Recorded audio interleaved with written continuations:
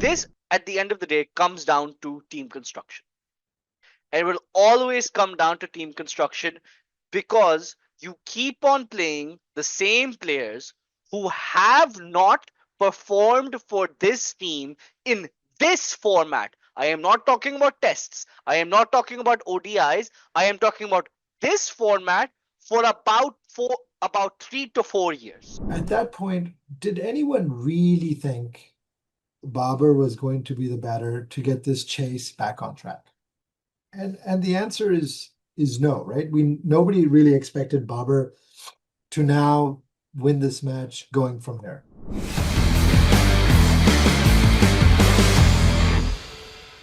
Welcome to Over and Out with DawnNews as we review the India-Pakistan match, which just finished in T20 2026 T20 World Cup. This match was held in Colombo. Of course, with me is Mustafa Siddiqui from DawnNews. I am Saadi Wazir in the US. So, after all that, an anticlimactic match. India batted first. Having been put into bat, Pakistan won the toss. An unchanged Pakistan side, and for India, of course, only the one change, Abhishek Sharma coming back in for Sanju Samson. India batted first, 175 for 7, and Pakistan petered out all out for 114 in 18 overs. To me, this match changed on a few things. People will highlight Ishan Kishan's 77 of 40, which was a fantastic innings. But let me walk you through a few points in the match, which I think it turned. After the power play, India were 52 for 1 in 6 overs. After 8 overs, they were 82 for 1. Yeah. Those two overs went for 30 runs after the power play. One was bowled by Abrar and one was bowled by Shadab. Yeah, I think Sorry, it was one like was bowled by Shaheen and one was bowled by no not by Shaheen. Shaheen. No, it was It Shadab and was Abrar. Shadab and Abrar. I had it right the first time. Yeah. So, and then let me take you through another point in the match. In that through overs 9 through 17, we basically gave up 6 runs per over. We brought the game back, and we had taken a bunch of wickets. The 18th over went back to Abrar after he'd already gone for 11 and 13, and of course he went for 14. So if you take Shadab's 1 over for 17, Shaheen's 2 overs for 31, but if you even take one of them at 15, and you take any one of Abrar's 3 overs, and by the time the 3rd over came by, it was clear that this was not his day. He just didn't have the confidence. He was bowling too fast. He wasn't utilizing the wicket. Right? That right there, even if you get 3 players to bowl an average over, which go for 8 runs and over, that's your 20 runs, which takes your target from 155 to 175. And something that Sky Suryakumar Yadav, the Indian captain himself, mentioned at his press conference. I didn't have any issues with winning the toss and choosing to bowl first. You could argue that. In fact, either way, we discussed it in the preview. The questions I had were team selection, and we talked about some of these issues. All 3 issues of dispute that we had, we came on the wrong side of, right? So we talked about not having Shaheen play because he didn't have control, and maybe Naseem would have been better, or just going with the spin quartet. We talked about giving Shadab any bowling. We talked about Babar as 4 and what would happen if we lost early wickets. And this Babar is just mentally, technically, otherwise just shot. And then even in the team selection, what is the point of having Fahim Ashraf in your team if you're not going to bowl him at all and your captain himself decides to do 2 overs? Because now you're taking a below average batter and putting him on in your lineup when you could have had another batter potentially. You could have had Fakhar Zaman, you could have had Khwaja Nafi, who are both anyone who, at that point, once you've already made the decisions. And then within the match itself, Usman Tariq didn't bowl till the 11th over. Yeah. And when he bowled, and we talked about this as well, he went for 6 runs in that first over. He had 10 dot balls. And as we mentioned, one of the benefits of Usman Tariq bowling is that because of his unique style, he will induce dot balls. And in a T20 game, that's like liquid gold. To me, this match India played great, looked fantastic. We know about their breadth and depth, and they showed that. They're a great bowling side, they're a great batting side. Anyone can go off.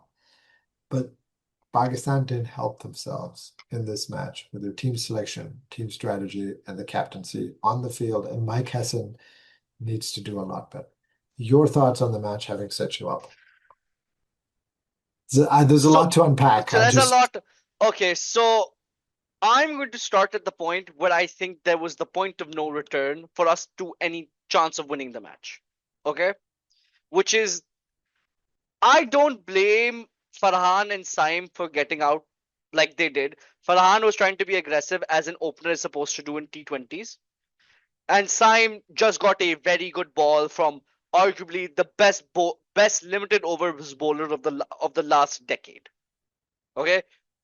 Pretty unplayable in swinging Yorker by Bumrah. The next two wickets, though, Aga The trying cap to, yeah, the with a captain, tame shot, the cap, absolutely like soft dismissal. like it was extremely soft dismissal by Aga Salman, who you've already gotten enough wickets, you've already gotten enough runs out of Bumrah's over already after that, right? He had just hit him for four. You just hit him for four. You do not need to take that risk. Just don't even try to take a single. Just defend that. You've No, already lost a second wicket. Was isn't like the statistic is like I think if you lose three wickets in the power play of any yeah, you're sort of behind the eight ball significant. no, I think But it's like a 17% chance of you winning after that if you lose yes, three. it's very hard. Yeah, so you lose that wicket and then fine. Even when that went away, you still had Babar and Usman there. So there was a little bit of hope. Maybe, oh, if they string this along, have a long partnership till the 15th, 16th over, Right. maybe the all rounders will be able to hit out and win us the game. Then Babar plays. Babar is apparently supposed to be there as to play or be batted around to take singles, control the innings, be there for this type of collapse. But isn't that He the biggest issue with Babar is that when there are flat decks and he's supposed to be aggressive, he doesn't do that. And when there's a tricky wicket like this and he's supposed to anchor, he fails on that too. So he's failing on both fronts at this point. yeah, so that's What is keeping Babar, Shaheen, and Shadab in the squad? This is their fourth T20 World Cup so we all know what it is. It's that bloody 2021 game. game. Yeah. It's like that 158 for no loss win. 152. Sorry, 152 for no loss win might have done more harm for Pakistani cricket over the last 5 years than has done good. But that's a cop out to me. This is a new captain This is with a new coach and a it's a new new selection committee. At some point, you have to cut the cord. yeah, I completely agree.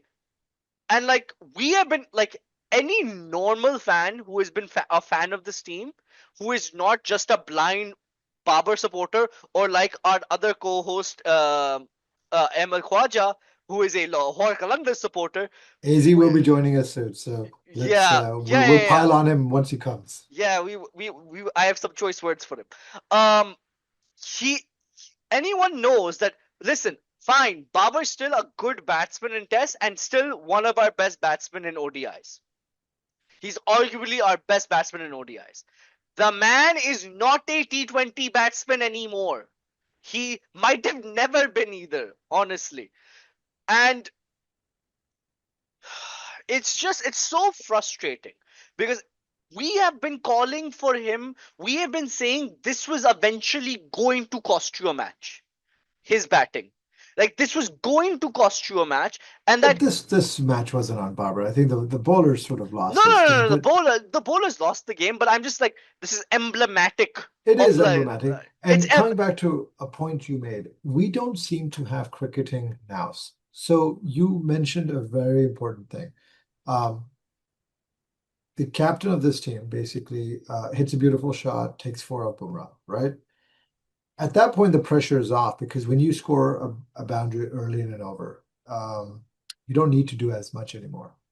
You just at that point with Bumrah, you just see him out, especially on a wicket that's a little tricky. hmm. But if you go back to the 2024 T20 World Cup in the US, in New York, the same thing happened with Rizwan at that point.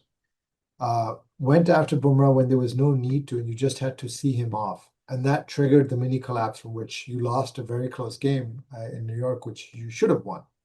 You know, this game you could say you never really Had a had a chance. chance to win because 15 overs went for 90, 5 overs went for 85. Yeah. Those 5 overs we've basically already discussed with the 2 overs of Shaheen, the one of Shadab, and then pick one of two Abraz overs, which went for 13 and 14. Yeah, because they were going basically at what, 6 and over for the Six and other over, six, slightly above 6 and over. slightly above 6 and over. Let's say that even if they don't go for 6 and over in those other five, let's say they go at eight. It's It, correct. let's go. Let's The even say math puts you at 150 to 155, and that five. would have been. It also changes the mentality of your batting, Exactly. right? It Exactly. changes all of that. How aggressive you need to be, so on and so forth. It just didn't make sense. So he's been a good captain, I think he's but been a some good. I think he's been a so good far, cap. but his bowling choices after the power play just didn't make sense.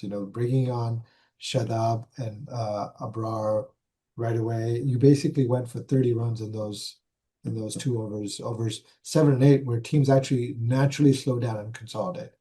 And 52 off the power play isn't tremendous. Their power play, they got a little lucky. Shaheen's over, he had two inside edges, which went for four. Yeah, I actually Yes, of think. course, he went for a full first ball six, which we all predicted, and Yeah. that's why we talked about Naseem. We just need, Uh-huh. they knew where the ball was going to go.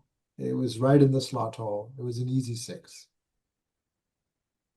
And So I don't that. know why, we saw the clips of India basically practicing with a bowler trying to mimic Usman Tariq's action, right? Yeah. They were clearly worried about him, but you held him back till the 11th over. Doesn't make sense. Especially when you consider Usman Tariq and Nawaz's bowling literally got you back into the game.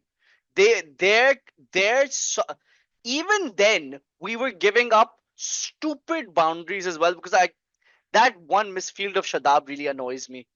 And like Yep, that was of a of Nawaz is over. off of Nawaz's over because you were building up so much pressure at that point, Yep. and if you had just kept you would this was a Well, that's the thing. You had restricted them. You had brought the game back through 17 overs at 6 runs per over from yeah overnight, and then you gave the 18th over to Abrar again when you know that like basically, he didn't have it today. His yeah. confidence wasn't there. He was shot.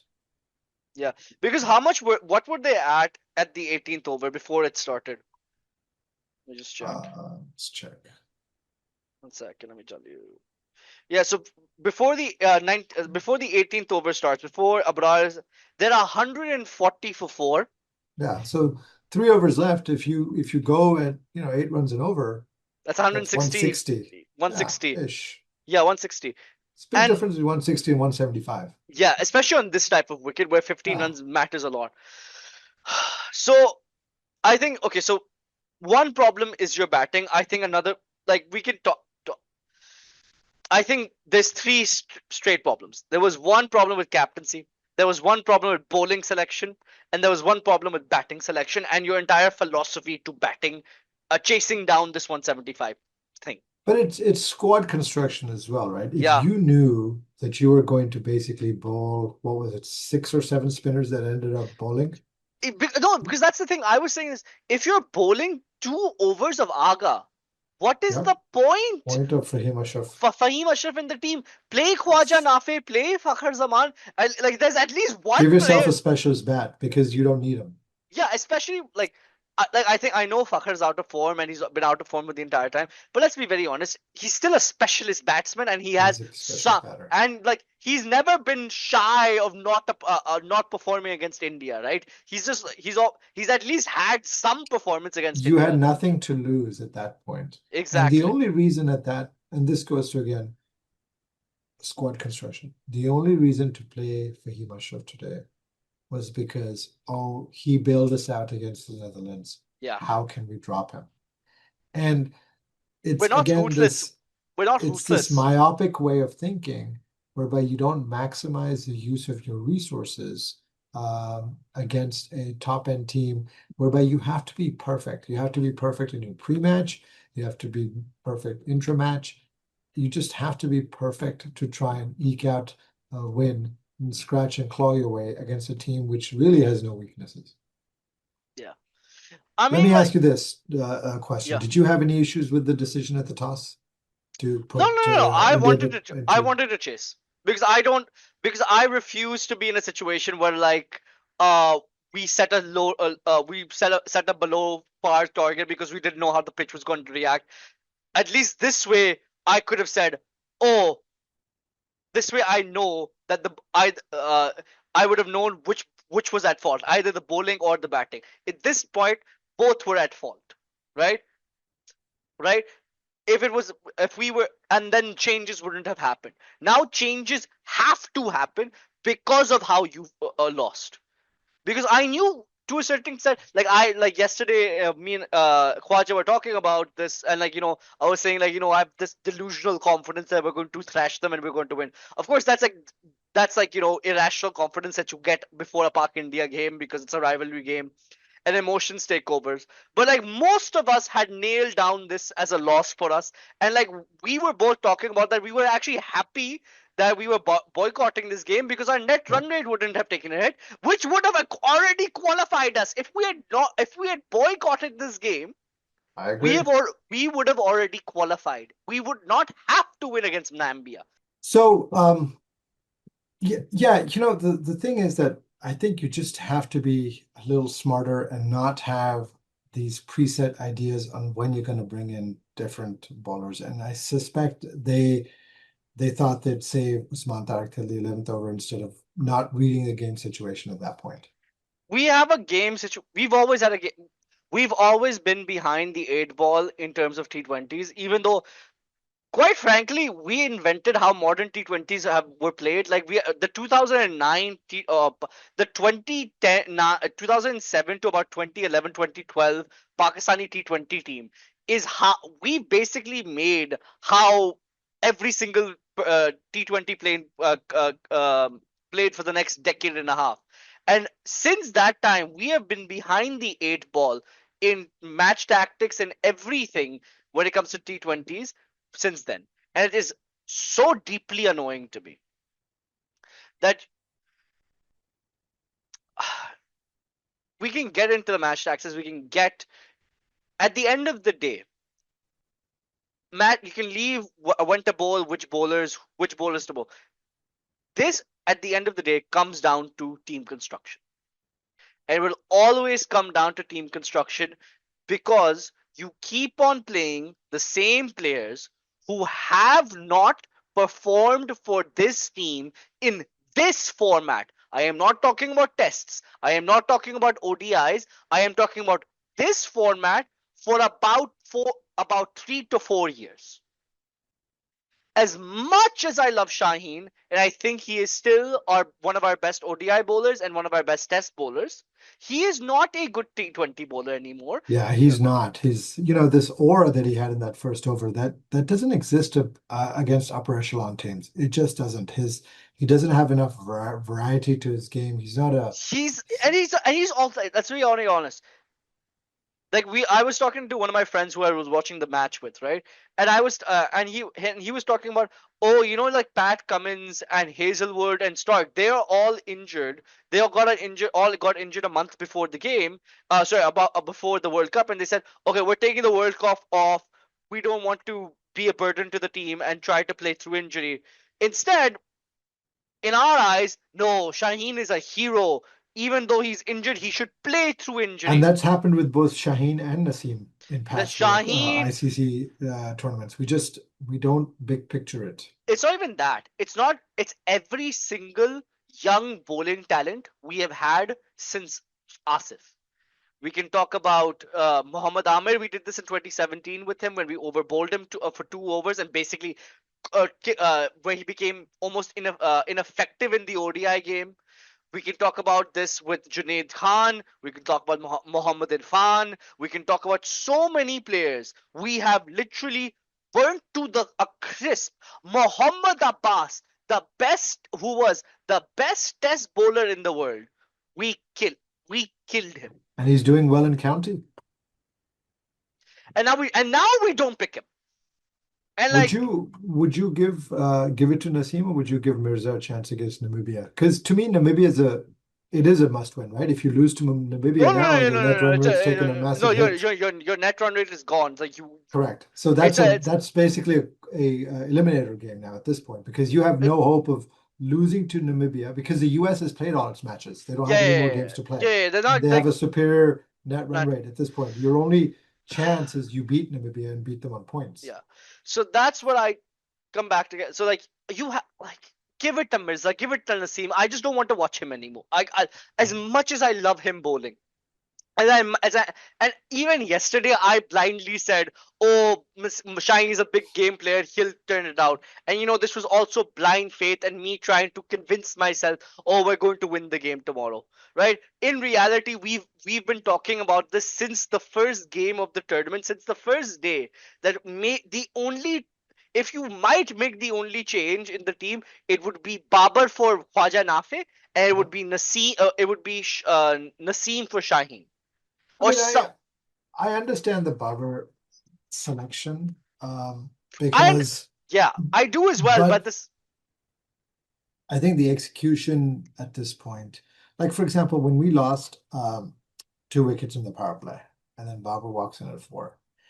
At that point, did anyone really think Babar was going to be the batter to get this chase back on track? And the answer is no, right? Nobody really expected Babar to now win this match going from here. Today's 2026 Babar is not capable of that. And you could make an argument, has any era of Babar been capable of that? And Maybe, maybe in the maybe, past, maybe maybe, twenty but twenty one Babar, maybe, but right? certainly not Now, this not Babar. not now. And if he's not that, batting at number 4, which is still a key number, right? Hmm.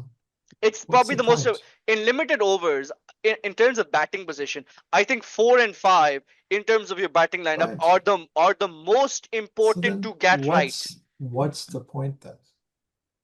Like that's the thing. As we have said so many times, if we do not think Babar is a T20 player, but if you are going to play him in T20s, he has to open. He cannot bat at 4 because he cannot play spin still.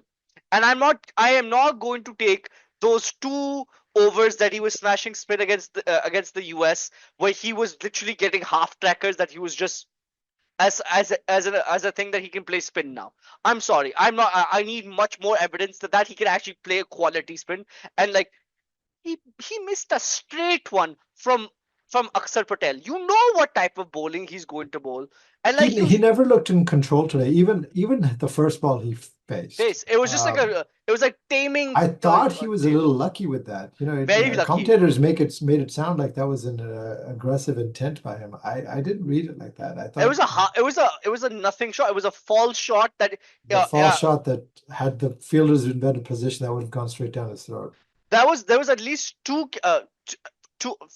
there was 2 shots in his first like 4 or 5 balls where I thought he should have gotten out with the way he was, like the way it hit the bat.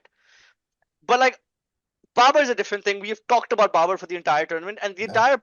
I, I think one of the greatest problems with Pakistani cricket today is that for the last 5 years, the entire conversation has revolved around Babar Azam, and look at. We need to be more team centric than player centric, which is But that's and where Mike Hessen comes in, and I haven't heard any of the interviews post game. I would love to hear a Mike Hessen interview whereby people are asking him questions about the decisions that were made today, yeah. both in team selection and then the execution in the first innings.